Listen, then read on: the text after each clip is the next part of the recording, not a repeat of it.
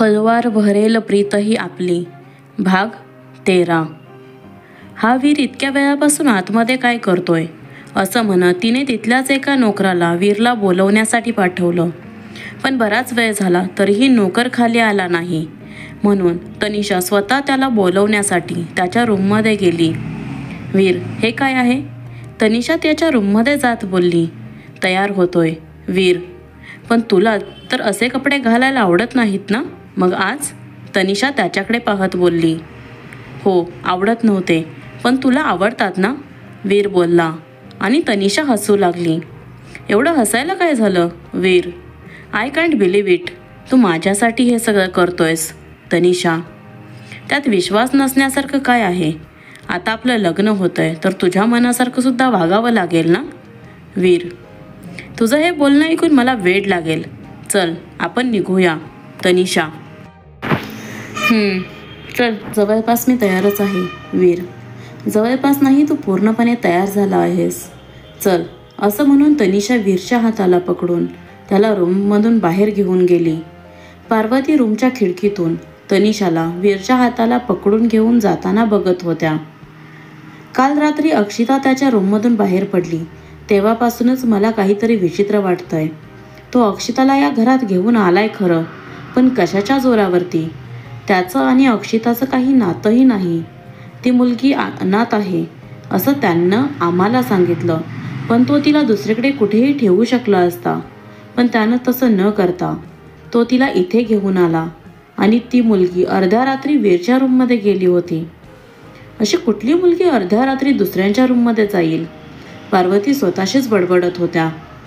आई, मी निघते. पिहूने बाहेरूनच आवाज दिला आणि ती कॉलेजला निघून गेली.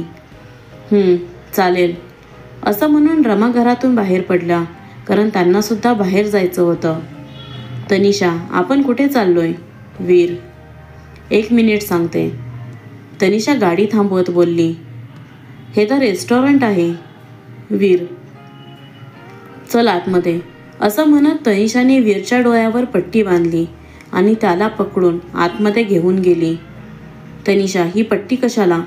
मी चालत आलो असतो ना तुझ्यासोबत, वीर बोलला आणि तनिषा जागीच थांबली. तनिषाने हळूहळू करून वीरच्या डोळ्यावरची पट्टी सोडायला सुरुवात केली. डोळ्यांवरची पट्टी सुटली आणि वीरचे डोळे विस्फारले. इतक्या फेमस कॅफेमध्ये कोणीही नव्हतं, तिथे फक्त वेटर्स होते. हे काय आहे तनिषा? वीर, हा कॅफे मी आपल्या दोघांसाठी बुक केलाय. 1 तास आपल्याला इथे कोणीच डिस्टर्ब करणार नाही.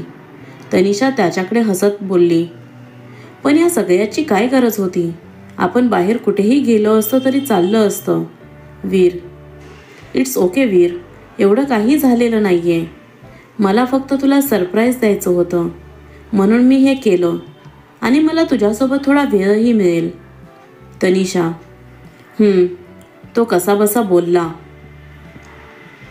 अक्षिता, काय झालंय? आल्यापासून मी बघतीये तू खूप उदास आहेस.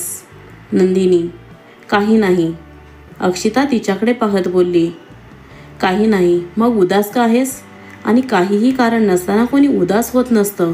नंदिनी, काल मी जेव्हा ऑफिसमधून घरी गेले ना, तेव्हा वीरचं ज्या मुलीशी लग्न ठरलं होतं ती घरी आली होती. तिने मला सांगितलंय की मी तिथे राहू नये.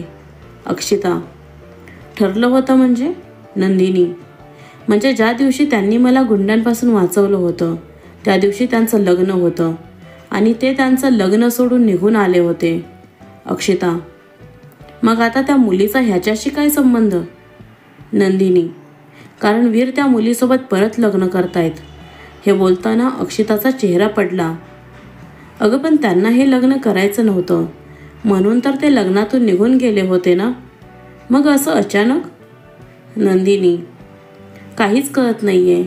कालपर्यंत ते लग्नासाठी तयार नव्हते आणि काल तर त्यांनी रागाच्या भरात त्यांच्या रूममधला आरसा फोडला होता. त्याच्या सर्व काचा त्यांच्या हातात घुसल्या होत्या. अक्षिता, आणि ती मुलगी जिच्यासोबत त्यांचं लग्न होतंय ती खूप अशी आगाऊ वगैरे आहे का गं? नंदिनी, दिसताना तर ते आगाऊ दिसत नाही, पण बोलताना तर तिच्या जिभेला धार आहे असं वाटतं. एकदा बोलायला लागली ना ती तर समोरच्याशी काही बोलायची हिंमतच होत नाही. अक्षिता, तू जरा जपूनच राहा तिच्यापासून. ॲटलिस्ट जोपर्यंत तुझी राहण्याची सोय दुसरीकडे होत नाही तोपर्यंत तरी. कारण आता तिचं त्यांच्यासोबत लग्न ठरलंय म्हटल्यावरती त्या घरात सारखी ये जा करत राहणार आणि तुझा तिच्याशी सामना होतच राहणार. नंदिनी, मला लवकरात लवकर ते घर सोडावं लागेल. एकदा का वीरचं लग्न त्या मुलीशी झालं तर मला तिथे राहता येणार नाही. अक्षिता, चालेल, पण माझी मैत्रीण आहे. तिला रूममेटची गरज आहे. तिने आपल्याला भेटायला बोलवलं आहे. कधी जायचं ते तू सांग, मग आपण जाऊ तिला भेटायला. नंदिनी, आजच जाऊ. अक्षिता, हो चालेल, मी तिला कॉल करून बघते की ते आता कुठे आहे ते. असं म्हणत नंदिनीने लगेच कॉल केला. ती कॉलवर जुजबी बोलून तिने कॉल कट केला. काय झालं?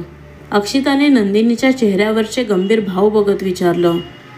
तिने आजच आपल्याला भेटायला बोलवले, पण कॉलेज संपल्यानंतर तर तू ऑफिसला जाशील, मग आपण तिला भेटायला कधी जायचं? नंदिनी, आपण माझं ऑफिस सुटल्यानंतर रात्री जाऊ शकतो, जर तिला काही प्रॉब्लेम नसेल तर. अक्षिता, तिला काहीच प्रॉब्लेम नाही आहे. नंदिनी, ठीक आहे, मग मी रात्री ऑफिस सुटल्यानंतर तुला कॉल करते, मग आपण दोघी सोबतच जाऊ. अक्षिता, चालेल. नंदिनी, वीर, काय झालं? तू असा इतका शांत का आहेस? तनिषा, कुठे काय?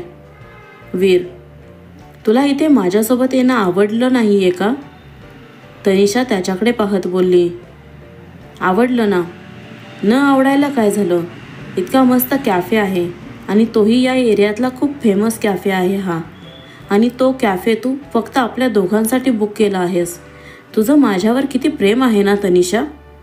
वीर, खूप प्रेम करते मी तुझ्यावर आणि तुला मी माझ्यापासून कधीच दूर जाऊ देणार नाही. तनिषा, जर समजा आपल्या दोघांमध्ये कोणी तिसरं आलं तर मग काय करशील? वीर, आपल्या दोघांमध्ये कधीच कोणी येऊ शकणार नाही वीर, आणि आपल्या दोघांना कधीही कोणीही वेगळं करू शकणार नाही. गेली 4 वर्षापासून मी तुझ्यासोबत लग्न करण्याची स्वप्न बघतीये आणि ती आत्ता पूर्ण होत आहेत, आणि मी माझी स्वप्न अशीच धुळीला नाही मिळू देणार. तनिषा, मला तुझ्याकडून हीच अपेक्षा होती. असं म्हणून वीर तिथून जाऊ लागला. काय झालं? तू असं अचानक का निघालास? तनिषा, मला एक महत्त्वाचं काम आहे, मी येतो. वीर, तुला जिथे जायचं आहे तिथे मी ड्रॉप करते तुला. तनिषा, नाही नको. माझ्या मित्राला मी आधीच मेसेज करून कळवलं होतं. तो बाहेरच माझी वाट बघतोय. तू सरळ घरीच जा. असं म्हणून वीर तिथून निघून गेला.